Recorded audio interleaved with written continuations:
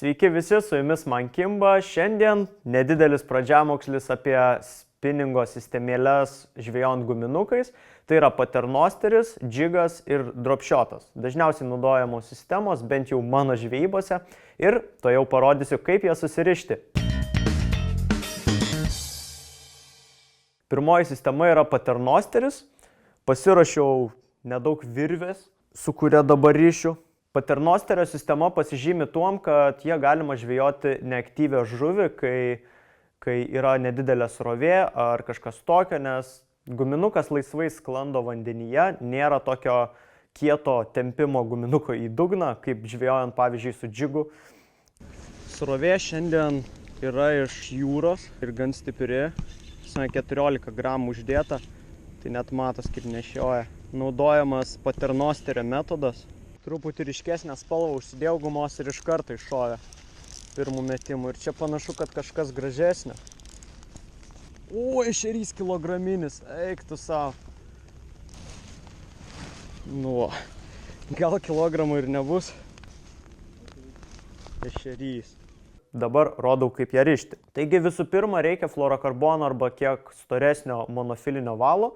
Aš dedu 0,3, 0,35, nes visgi su paternosteriu žvejoju dažniausiai upėse ir visokiose užtvankose, kur yra nedidelė srovė, o prie srovės, aišku, yra jau ir akmenis, ir trintis. Todėl reikia naudoti kiek storesnį fluorokarboną ar monofilinį valą. Mazgą aš dažniausiai naudoju paprasčiausią žvejybinį, manau visi žino, na, o kas nežino, tai dabar rodau. Tiesiog per svarelio kilputę prakišu valą, pasitaisau, na ir pradedu vynioti. Va tą galiuką. 1, 2, 3, 4, 5. Aš 5 kartus apsuku. Ir tada, jeigu čia nesusidaro prie žieduko kilputę, tai truputį pratraukiam. Va, gavosi kilputė, pro ją prakišu. Kai kurie jau šitoj vietoj užtraukia mazgą. Na, bet aš pratęs dar per šitą kilputę prakišti. Galiuką, tada tvirtesnis mazgas kiek gaunas. Prakišam. Ir va, jisai gražiai užsitraukia. Visą laiką nepamirškit paseilėt arba kažkaip sudrėkinti mazgo, nes kai užveržiam, tai susidaro labai didelė trintis, kurios pagalba dažnai svarelis, ačiū Dievui, kad svarelis nutrunka ne žuvis, bet mazgas dažnai persitrina ir tiesiog nutrunka toj vietoj. Paseilėjom ir gerai užtraukiam. Va, mazgas gavos tikrai mažiukas. Na ir palikęs kokius 2-3 mm tiesiog nukerpam. Nukirpau, viskas. Taip, čia yra kokių 30-40 cm atkarpa. Gal netgi per daug truputėlį paėmiau. Va, maždaug 30 cm atkarpa, kurios reikia žvejojant su paternosteriu. Vėlgi sakau, kaip žvejoju aš, ne kažkokie kiti žmonės, galbūt kiti žvejoja su savo sistemomis, su savo pavadėlių ilgiais. Aš sakau, kaip aš žvejoju ir kaip man labiausiai pasiteisina. Taip, dabar reikia ilgo pavadėlio apie metras. Jeigu srovė yra didelė, tai galima statyti 1,5 m, net iki 2, kai kurie žmonės stato pavadėlį tam, kad guminukas laisvai tabaluotųsi srovėje. Jeigu žvejojat mariose, upėse, tai 1,10 m, 1,20 m yra tikrai geras ilgis. Dabar įsivaizduokim, kad čia yra pagrindinis valas, vat gale. Prie jo aš pririšiu tokį karabiną, kurį dabar iš vėlos pasidariau, nes pamiršau pasiimti. Ir parodysiu, kaip susirišti aštunkės kilputę, nes šitas mazgas irgi labai praverčia žvejyboje. Ypač, kai žmonės tingi kažką labai ten narpliot su to valu. Va, pasidarom tokio apie 10 cm, kad būtų patogu rišti kilpą. Aš ją pasiimu tiesiog į delną ir padarau vat tokį vat kaip, nežinau, čia irgi kilpas skaitos. Susidedam, suspaudžiu ir darau visą apsukimą vat šitos nedidelės kilputės ir prakišu per pagrindinę didelę kilpą. Va kodėl aštunkės kilputė vadinasi, nes gaunas kaip aštuonetukas.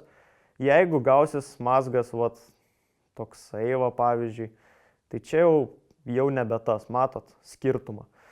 Tai kai rišit atsižvelkit, kad gautųsi aštuonetukas, kartais galima ten ir daugiau apsukti, gaunasi jau ką, žinau, koks čia skaičius, net nėra skaičius, bet irgi mazgas gerai laiko. Taip, užtraukiam gerai, irgi paseilėjam visą laiką, nes trintis yra toksai dalykas, kuris nedraugauja su valu. Taip, užtraukiam ir gaunam kilpą, kuri jau niekaip nesusitrauks ar kažko tokio nebus. Vėl viską nukerpu gražiai, 2-3 mm, palieku, čia jau netgi gal pusę centimetro palikau. Taip, ir kaip dabar užverti karabiną ant kilpos. Tai praveriu ir tiesiog labai paprastai viskas taip per viduriuką persikiša ir užsitraukia. Bam, užtraukiau, viskas laikosi. O jeigu norim atrišt, tai jeigu tai yra pintas valas, tai labai patogu, nes tiesiog su nagais užkabinam, atsiveržia mazgelis ir tiesiog viską atgal mes, jeigu prakišim, galėsim nuimti karabiną. Va, nuėmiau. Nu, tarkim, šitą pavadėlį ilgą irgi padarysiu su aštunkės kilpa. Dažniausiai tai aš visur naudoju tą paprastą žvejybinį mazgą, nes jau jį atkalęs kaip rišti ir man jis susiriša per keletą sekundžių. O čia jau galima ir užvert, jeigu išeis. Nu va, užvėriau. Ir dabar tą patį darau su svarelio pavadėliu. Tai 30 cm kažkur, 25. Susirišu vėl aštunkę ir visą šitą pavadėlį uždedu ant karabino. Taip, kokia sistema? Va, eina pagrindinis valas ir svarelis kaba. Ir kai mes traukiam, tai svarelis velkasi, o iš paskos eina pavadėlis, ant kurio galo yra guminukas. Vat pavyzdžiui, dabar vėl tą žvejybinį mazgą surišiu ant greituko, kad maždaug kabliukas jų matytus. Užtraukiam. Nu ir va, mūsų sistemėlė paruošta žūkliai. Aišku, kiek didžiai svarelį ir kabliukų netinkami, manau, žvejot. Taip, dar dažnas atvejis, kad įvyksta tokie dalykai, kai susisuka valas. Čia viskas vyksta dėl to, kad nėra suktuko. Rekomenduoju naudoti suktukus, tiesiog uždėti ant karabino, na ir pagrindinį ilgą pavadėlį pririšti prie suktuko, nes visgi srovė makaluoja tą guminuką, jis ten va sukas ir valas susisuka, o vėliau apsisuka aplink šitą pavadėlį. Kai jisai susipainėja, susidaro visokie mazgai, yra tikimybė, kad toje vietoje nuo menkiausio kliuvinio gali nutrūkti valas. O naudojant suktuką, tiek pagavus kažkokį kliuvinį, tiek traukiant žuvį, suktukas tiesiog sukasi kartu su valu, na ir pavadėlis išlieka sveikas. Taigi, va tokia sistema. Pavadėlį, sakau, galima jį keisti, galima ilginti, galima trumpinti, kiekvienas žvejys daro pagal save. Aš 1,10 m ir žvejoju savo starkį, ar tai būtų ešerys, ar lydeka. Beje, pamiršau paminėti, kad pagrindinio pavadėlio fluorokarbono storis yra taip pat keičiamas.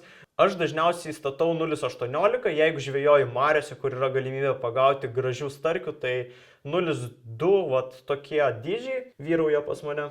Rekomenduoju ir jums labai nesistorinti, nes valas tikrai atlaiko žuvį, svarbu atsižvelgti tiesiog į techninę jo būklę. Dabar dropshotas.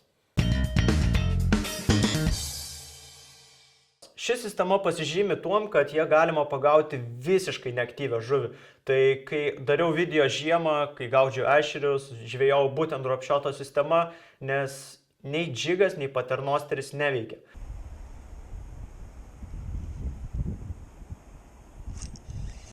Perėjau į naują vietą.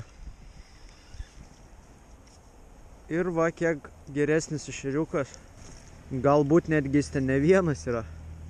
Žvejojant paternosteriu visgi reikia atsižvelgti, kad darant itin lėtą pravedimą, guminukas velkasi pačiu dugnu ir kur yra daug kliuvinių, visokių akmenų, šakų, tai iškyla didelis nuostolis. O žvejojant dropshotu, tai guminukas kiek pakeltas virš dugno, gali jį laikyti, kad ir valandą vienoj vietoj virpindamas kaip avižėlę. Na ir ešerį išprovokuoti tikrai lengviau nei su paternosteriu, būtent žiemą, kai žuvis visiškai neaktyvi. Šiam būdui geriausiai tinka fluorokarbonas, bet jeigu jo neturi, tai tiks ir monofilinis valas 0,2-0,25. Tokio storio aš naudoju fluorokarboną. Reikia pavadėlio kažkur 50-60 cm atkarpa. Reikės karabino, svarelio, na ir kabliukų. Visų pirma, prisirišu svarelį. Tai dažniausiai šiai žūkliai naudoju dropshotą svarelį, ant jo yra specialus klipsiukas, čia yra tiesiog paprasčiausias suktukas, todėl pririšiu paprastu mazgu. Jūs galite irgi laisvai naudoti tokias slyvas. Taip, tai dabar prisirišu tuo pačiu žvejybiniu mazgu svarelį. Ant dropshotui skirtų svarelių yra tiesiog klipsiukai, valas gražiai užsispaudžia ir nereikia nieko rišti. Prisirišau svarelį, na ir dabar kabliukas. Yra specialus mazgas rišti kabliukams prie fluorokarbono, kad jisai stovėtų taip 90 laipsnių kampu. Svarelis guli ant dugno, o guminukas vertikaliai su valu. Principas yra koks, kad kai mes judinam spiningo viršūnėlį, juda kartu ir guminukas su šitu pavadėliu ir mes jį galim virpinti nors ir valandą.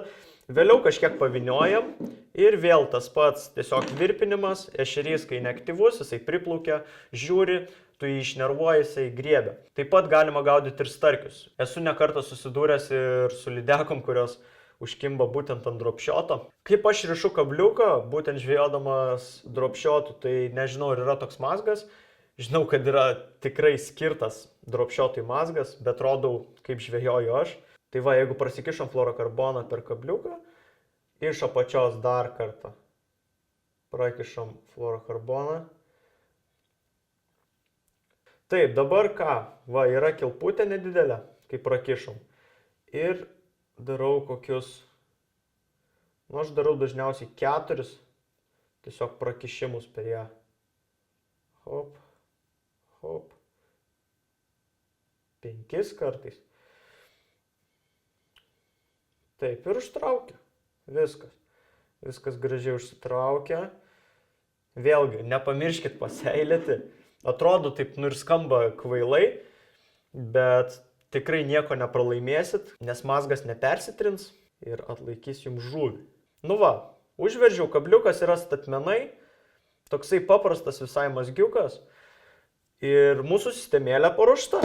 Dabar galima daryti ar tai aštunkės kilpą, ar tiesiog pririšti prie pagrindinio valo, čia kaip kas nori, taip tas daro.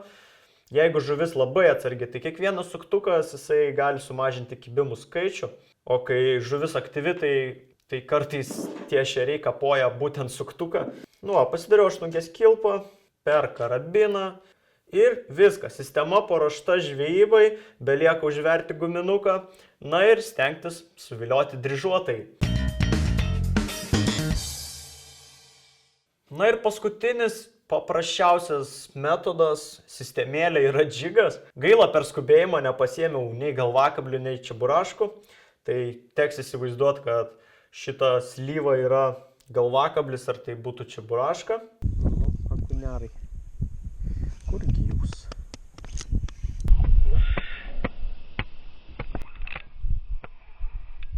Starkis. Čistai starkis. Luchai, čia rekordas. Čia mano rekordas kaba. Ui. Jotus. Jau keliuoši. Vos užsikabino. Apie 3 kiliukus. O toksai va aparatas. Guma iš AliExpreso, vėl pasikartosiu, balistos kopija. Nu ką? Vilkiukas.